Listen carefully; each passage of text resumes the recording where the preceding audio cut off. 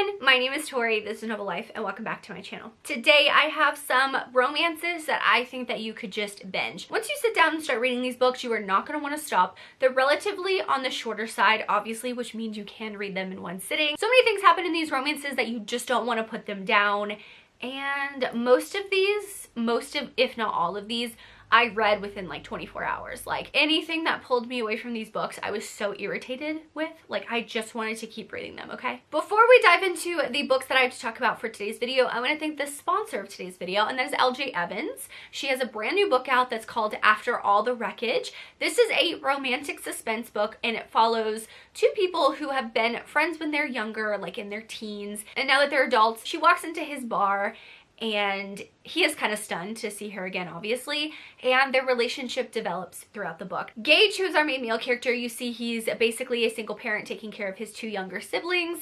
Rory starts to help him and is trying to uncover the truth of who kidnapped and took one of Gage's younger siblings, which is tragic in and of itself. You know, romantic suspense. There's going to be all these twists and turns with the plot. You're going to have all these guesses of actually who did it while they're trying to uncover who actually did it. But this story takes place in a super small town, which is usually where all of the romantic suspense books that I've read take place. There is no third act breakup, which is nice. You can read this as a complete standalone. Gage is a very broody bar owner. There is secret pining between Rory and Gage, and you have someone who is like a very scrappy PI. Private investigator, duh. Make sure you check out LJ Evans' brand new release. I'll have the link in the description box below if you want to go check out ebook, audio, however you read.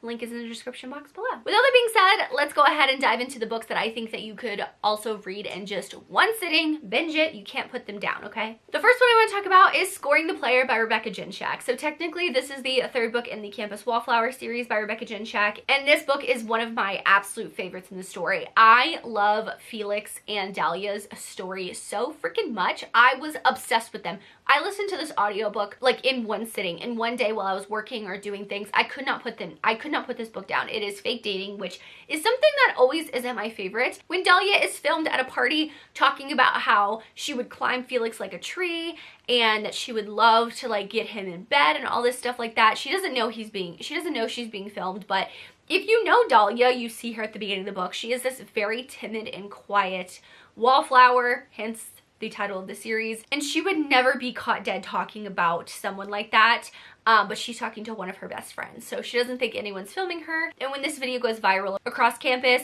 Felix steps in and is like, you know what? Why don't we just say that we're dating so everyone doesn't have anything to say? Like, they can't talk about you, they can't talk bad about you, you'll be protected because Felix is the star football player on campus. And I will say that Felix has a huge crush on Dahlia, and Dahlia has like no idea. Dahlia really thinks that everything that he's doing is literally just for the fake dating.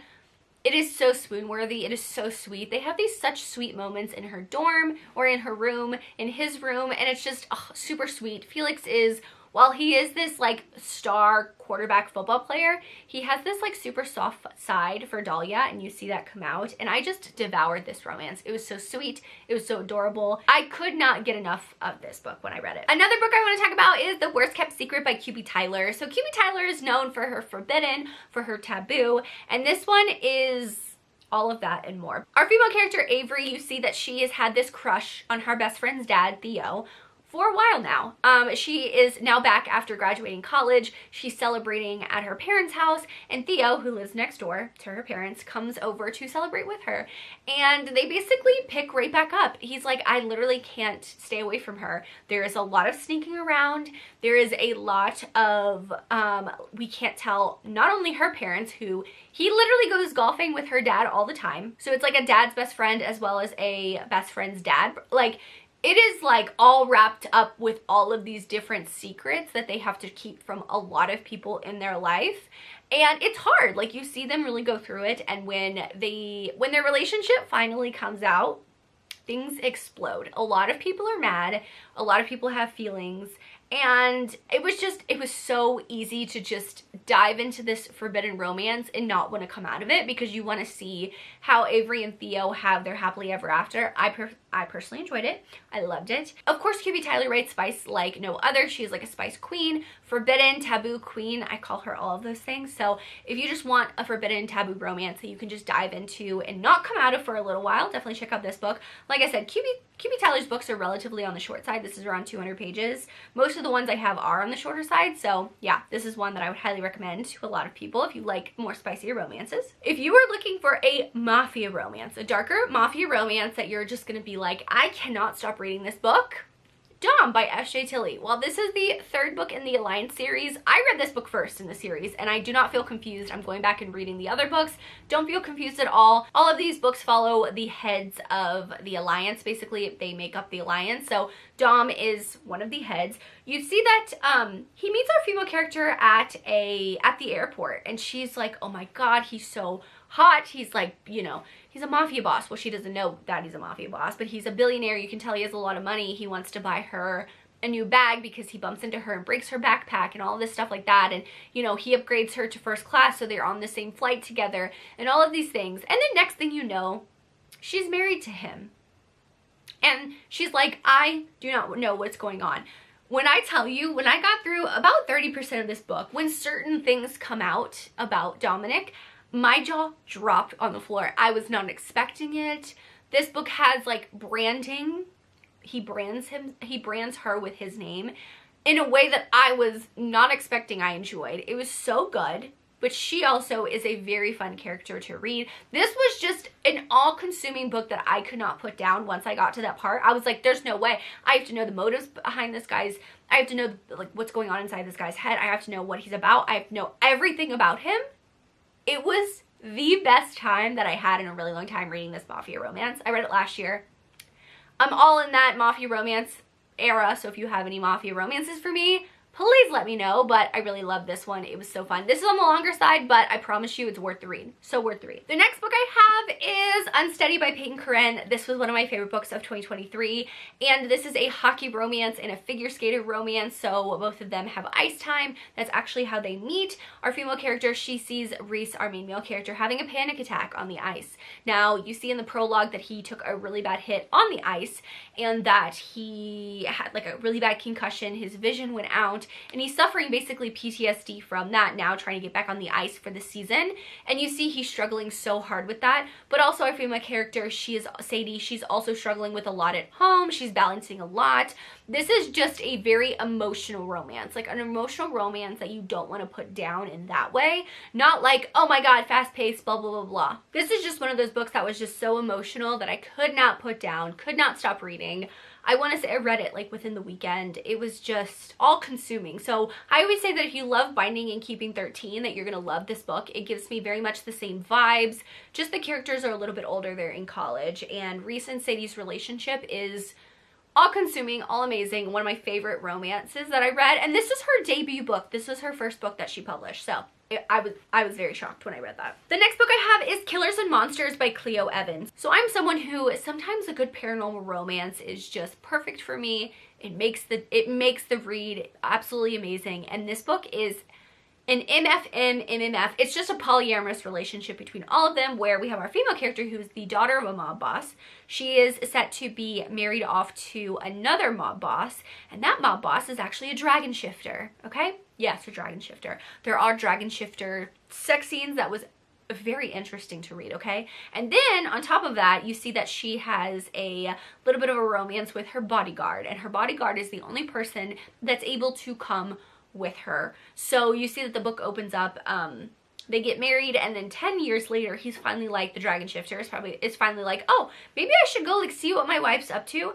And she's just been living in this house that he kind of set her up in with the staff, with, you know, her being protected, and her bodyguard. And her bodyguard has done some interesting things that he finds out about, and it was such a good time. I really enjoyed Cleo Evans' writing. She writes like so fun stuff. I will say that Cleo Evans has a sapphic romance. It's a Medusa retelling that comes after this book that I also read. I cannot think of the title.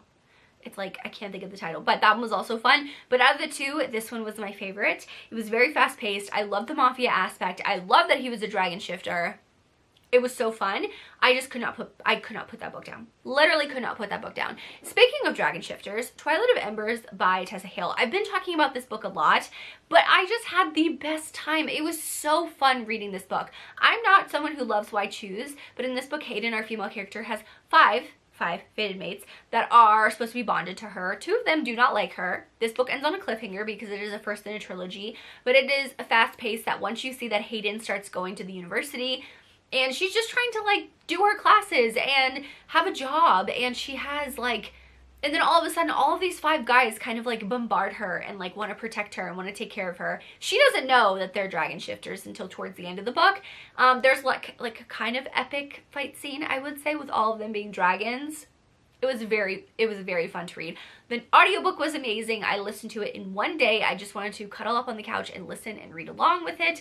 I had the best time. I just had the best time, and it is a book that I feel like if you pick it up, you're just going to want to read it in one sitting. You're not going to want to put it down. And of course, because it doesn't on a cliffhanger, that's obviously like makes you want to pick up the second book. The second book doesn't come out till April, but it's okay. It's okay. I'll wait patiently, but this was just a fun time. This was just a fun time, and I really enjoyed it. So it's one that I've been talking about lately, and I want to recommend. The last book I want to talk about is Loving Romeo by Laura Pavlov. This was one of my favorite reads of January. It is a boxer, small town romance. You guys know how I feel about fighters. I loved this book, okay? I love this book because it's been a while since I read a fighter romance, a boxer romance, MMA, all of the above, where the fighting is actually part of the book. Now, he owns a gym, and you see that he is going to the biggest fight of his life, and, you know, he gets roped into that, so he has to start training. And all while he's training, he has to deal with Demi, who is our female character, who has a coffee shop right next to his gym.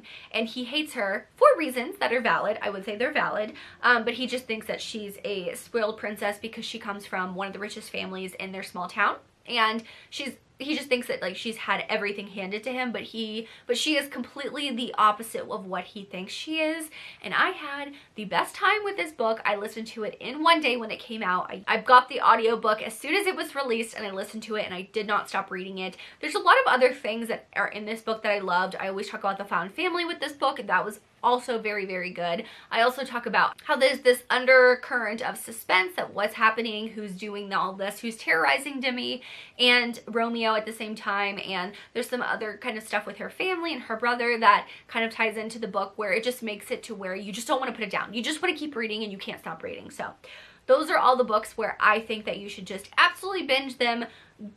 You're gonna dive in, you're not gonna want to stop reading. Once again, thank you to LJ Evans for sponsoring this video. Make sure you go check out After All the Wreckage, this small town romantic suspense book. The link is in the description box below, but thank you for sponsoring this video. I really appreciate it. For the emoji, drop me a, what kind of emoji? Drop me a hockey stick or a hockey puck or a hockey net or something like that. Just because I talked about Unsteady and I really loved that book. So drop me any type of hockey emoji in the comments down below. Thank you so much for watching. Make sure you like and subscribe for more content for me. As always, I hope you're living your novel life, and I will see you in my next one. Bye, guys.